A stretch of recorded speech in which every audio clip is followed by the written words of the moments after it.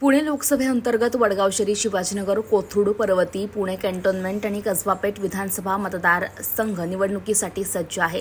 निवडणूक साहित्याचं 6 ठिकाणावरून 12 मे रोजी सकाळी 10:30 वाजता मतदारसंघनिहाय वितरण करण्यात आलेलं आहे. पुणे लोकसभा मतदारसंघात 2018 मतदान केंद्रावर 13 मे रोजी मतदान होणार आहे. यासाठी हे वितरण आज करण्यात आलेलं आहे. वडगाव शहरी मतदारसंघातील साहित्य वितरण स्वर्गीय राजाराम भिकू पठारे स्टेडियम, खराडी. शिवाजीनगर मतदारसंघासाठी बॅडमिंटन हॉल, कृषी महाविद्यालय.